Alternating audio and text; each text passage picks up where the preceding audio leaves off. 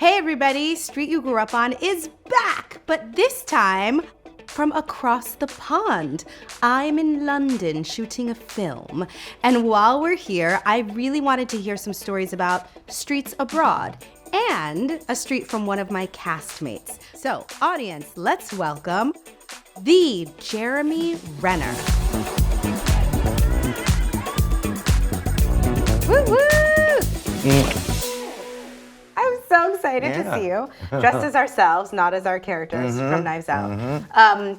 So I started doing this series because I named my production company Simpson Street after the street in the Bronx that my mother grew up on. And then all the family folklore starts at Simpson Street. Yeah. So I wanted to be able to talk to people that I love and admire about their kind of once upon a time in the folklore of their lives. To get started, to learn what the name of your street is that you grew up on, I'm going to ask you your sexy alter ego name, your porn name. Oh, yeah. Which is your first pet, and then the street you grew up on. Yeah. So it's, my first pet was Frosty. It's already so good. Frosty, Frosty, and then Northampton Lane was the street that mostly I spent a lot of time on. So Frosty, Northampton. Yeah. It's like a wealthy, sexy name. I guess. It. Was Frosty a rabbit, a cat, No, a dog? big fluffy white dog. I'm not quite sure. I was pretty young when we had him. Yeah. And was this urban, suburban, rural? Suburban, yeah, most of Modesto is a very, very suburban, even agricultural. Modesto, California. California, correct, yeah. In the center of the state. And a really great place to grow up, much better place to leave if you want to kind of do something, right? But not everybody. Obviously, everybody. a lot of people stay. So certain people I mean, have I a have dream. generations of my grandparents there, and it's a wonderful, wonderful neighborhood. It's a beautiful community. So what was the house on Northampton like, and how many people lived there? It was my mom and my father and my sister Kim and I. The rest of the siblings were later on in life. How many siblings? I'm the oldest of 7. 7? Yeah, because after divorce, they all remarried, they had more kids, they both divorced again, had more Got kids. it. So hence why there's a lot of moving around. Is But that house, a big part of who you are, being the oldest? Like, are you? Yeah. Yeah. I was really mean to my sister that's 2 years younger than me. Aw. Why? Well, in the sense of like just initially just sort of competing for Yeah. stuff, you know. Yeah. I mean, ding dongs and ho hos after school. Like we'd squirrel them away and hide them because she'd take them. You were really like competitive with each other. Yeah, like that. yeah. Was it when you came home? Like I was a latchkey kid. When you came home, were your Same parents here. there? Oh, you were. Yeah, Okay, full so it on. was just you and your sister. Yeah. Oh, Oh, yeah. yeah. So you really battled for control. Yeah. Yeah, and the TV, and that kind All of of stuff. that. Yeah. Have you gotten closer later in life? Oh, she's the closest human to me in the world. I love Yeah. that. Would you have believed it if I told you at 12 in that house that she would be your number one? No. We moved across the street, so my parents were always across the street from each other all through my childhood after the Wow. divorce, That's which is really so cool. functional. Yeah, I'm going to Dad's the weekend, just walking across Just the right street. there. Pretty cool. Oh, that's yeah. nice. Did your parents work in Modesto? Yeah. We were mostly surrounded around. It was in the McHenry Bowl, and that's where my grandfather worked. And he passed when I was very, very young. Like as in bowling? Bowling, a bowling center. Yeah, McHenry Bowl. How fun. So my grandma, she did the bookkeeping there, and my parents were there a lot, and my dad managed the bowl, and. Are you a great bowler? Yeah, I was bowling since. Look, I'm not proud of it. It's not something I brag about, but I was That's like a huge semi-pro. talent. Yeah, like a 225 average at 12 years old. I was touring bowling against adults. Really? Yeah, but that kind of game put me in therapy, man. Why? What do you mean? Because it's a sport where you compete against only yourself, and if you don't, and you're not bowling when you're a scratch bowler, you're not bowling your average. You can only disappoint yourself. I was a swimmer, which is sort of similar. Yeah, like you're racing I people, can but think you're of a really sprinter. beating your time. As a sprinter, you're Yeah. still running against people, but you're getting, Yeah. and your time is what Yeah. you're racing. Yeah, right? that's right. So it's that kind of stuff, and it takes a bit of like emotional sort of maturity. I did not have that at 12 years old, I'll tell you that. And so I had to get out of that sport pretty quick. But McHenry Bowl is a big part of our lives, and it was a great sort of community, micro community in the community. What else were kind of like important institutions in the community in Modesto? What's specific to Modesto and the street I grew up on is George Lucas is from there. Yeah. And American Graffiti This is kind of the beginnings of that. So the cruising was a really popular pastime. Wow. Huge pastime because of all, American graffiti's, all that, the 50s cars, all these hot rods come out. Yeah. It's a big, that's another subculture in itself too, the hot rod community and rat rods and all these old classic cars. And we just cruise up and down the streets. Was like Northampton one of those streets, or Northampton It was was just kind of off to it the was on side? McHenry Boulevard where the bowling center was. Okay. And on 4th of July, they had to close all of McHenry Boulevard down to 5 Points. It's the main sort of center of the small downtown, and everybody's just cruising up and down this drag. So you talked about Modesto being like a great place to grow up, but also a place that you want to leave if you want more. Correct. Right? If you're, kind of in your seeker energy in life, and you're, in your late teens and 20s, as we go to college or whatever it might be, you kind of need to go do and see that you got to get outside that picket fence kind of. Where did that dream come from for you? It wasn't until college. I got really good grades in high school. I got accepted to some really good schools, but we were broke as shit.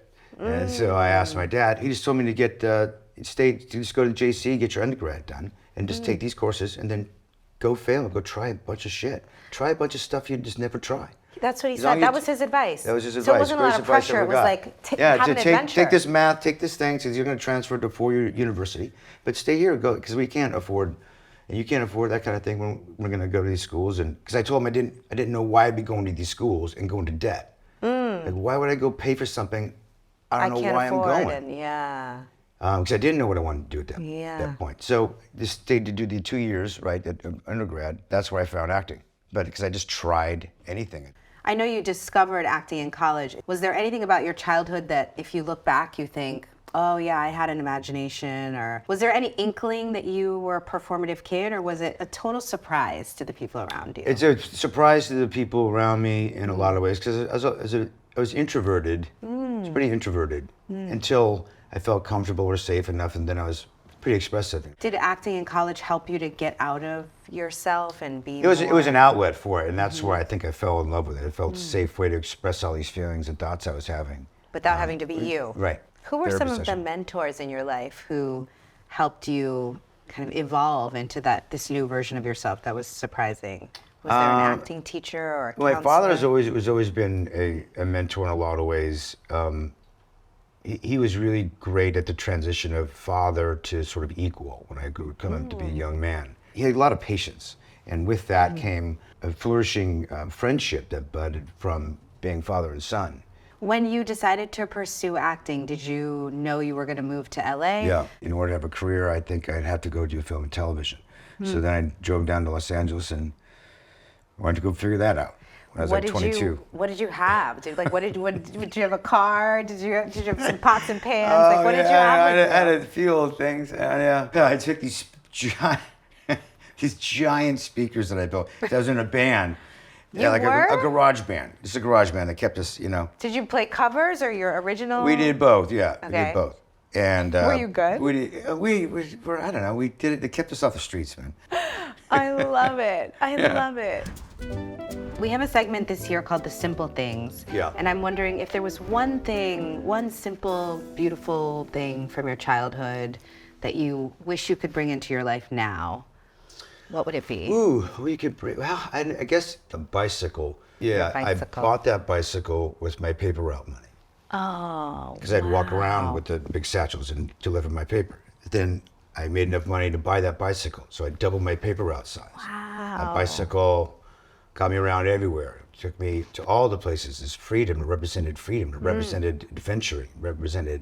I've been outside of Modesto on that bike. I left the town on my bike on my own accord at, I don't know, 10 years old. We just had to come home when the streetlights came on. That was the only rule. That was the rule. That was the only rule. So the world was ours. It represented so many wonderful things. So like in the broad strokes of what a bike represented to me then, how do I bring in that type of freedom to me now as an adult? I think Lake Tahoe represents that. Your move to My Tahoe. home. Yeah. That home represents sort of what freedom feels like to me now. Freedom of people and anxiety or stress. I have trees are all my neighbors. Expansive. Yeah, nature. I've always loved nature. I bet also the pride that came from buying that bike out of your own work, right? That you worked so hard to be able to have this home in Tahoe. Yeah, exactly. Comes out of your... Yeah. Really, what's a bike? It's $100. But no, it's It's a world. It's worth everything. It's a It world. was everything. It was my imagination. It was my dreams all coming true, right in front of me.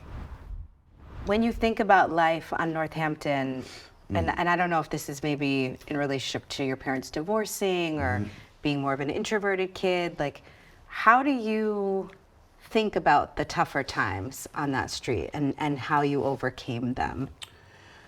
Not alone. Especially as an introvert, I remember, because you typically kind of, keep things in. Yeah. But I remember, like the divorces, they were very civil about it all. It was always some sort of form of communication, the communication was pretty key in not allowing something to swell up too big to where it's insurmountable, some obstacle. I don't think anything in my life has been insurmountable. There's always been solutions. I found solutions as a young kid. Sometimes they're the wrong ones.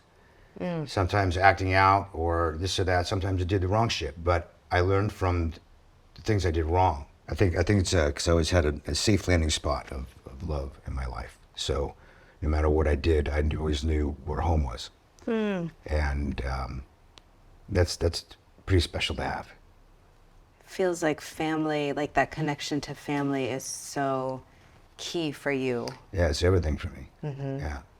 And then I realized, when I got to LA, no one's even got family. It's such a transient town, right? I don't know if you've ever lived in LA, but there's no sense of community or family, or nobody Everybody's has. run away from some family to be and I'm just in like, LA. oh wow, no matter how I thought about my family, at least I have one. And I got love, and that really, really hit me hard of how fortunate I am to have the chaos of a big family, and how hard we work to keep that family unit together. Through all the divorces, through all the new stepdads and new stepmoms and new kids and stepkids, right? All that shit that comes in and out, you hold it together, right? You hold that together. It comes from the foundation of the family and that street we grew up on Modesto, California, and the principles of how we lived our lives and how hard it is to keep that shit together. It's easy for people to drift apart. As we get older, we find spouses, we fall in love, we find jobs in other parts of the world and other things. It's easy to have that divide. That's easy. And then guess what you have at the end of the day? Fuck all. No shared experiences whatsoever. Right? So we work very, very, very diligently and hard. You can see you've met a lot of my family that came to visit me here. Yeah. And so the work is not even the work anymore. It's just how our family operates. It's how it breathes. It's its own. Like a marriage is separate from the two people that inhabit it. It's like it's third party. It's a third thing that you that you work into. onto. You got to work on the marriage. So do you, motherfucker, right? Yeah. Same in the family Everybody. unit. Everyone's got to work on it. We're on these family chats. We got to work through stuff. It has to happen. And then with it, you get giant, loving, amazing family of chaos. I was so excited to talk to you on Street You Grew Up On because you are, without a doubt, one of the most resilient, strongest people I have ever met. It took a day, 10 hours of working with you to be like, this is a superhuman of a person.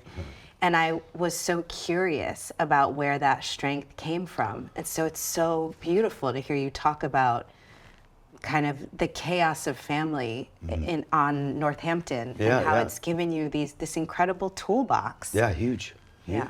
You saying that makes everybody who feels like they come from a chaotic, crazy, abnormal family, we're all normal. Yeah. We just all have our own brand of crazy on the street that we grew up on. Correct. Yeah, or consider the alternative, right? To just be alone. Yeah, oh yeah, you got nothing now. You got no nobody, home, no family. street. Yeah. Yeah. That's why I work with foster youth all the time, right?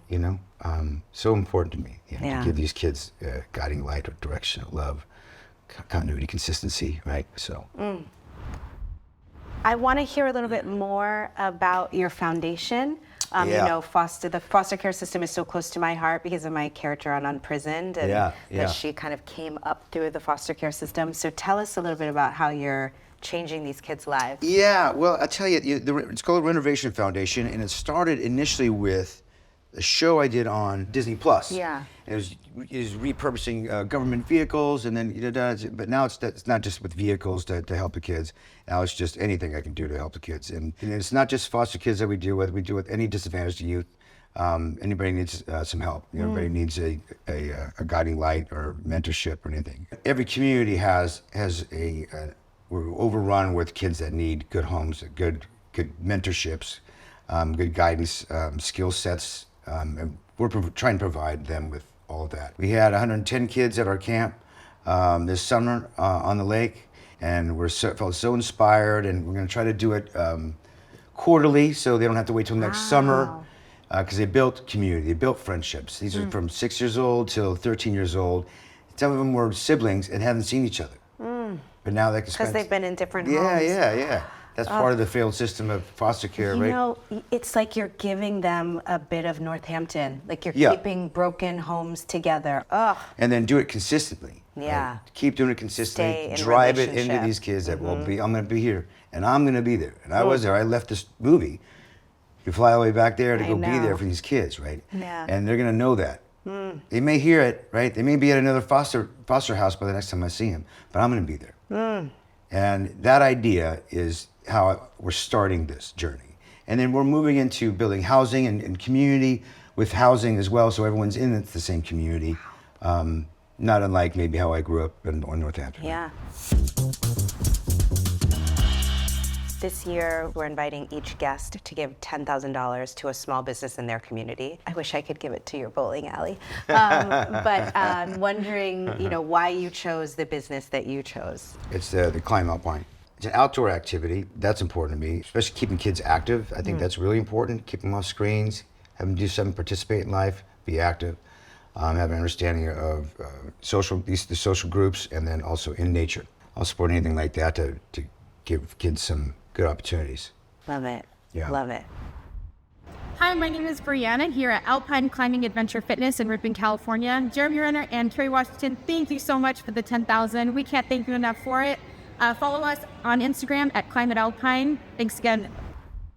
Part of why this show is so important to me is because I feel like when people watch, they see Jeremy Renner and they may think like, he's had it easy, or like he's made it big, he's this big movie star, nominated for multiple Oscars, like his life's so easy. And when they hear your origin story, where they hear where you come from, maybe they can relate a little bit to the story, your hero's journey. Yeah. So my final question to you is, when you think about the story of your life, your unfolding fairy tale, if I say once upon a time, what's the rest of that sentence? Once upon a time, there's a boy with a bike, and this ... That's when the fantasies are realized, Yes. right, or discovered, right? There's a boy with a bike. Yeah.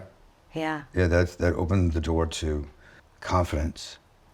Like all my confidence came from there. You were out, active, trying, doing. Yeah. Right? Yeah. The pride of, I earned that bike. Yeah.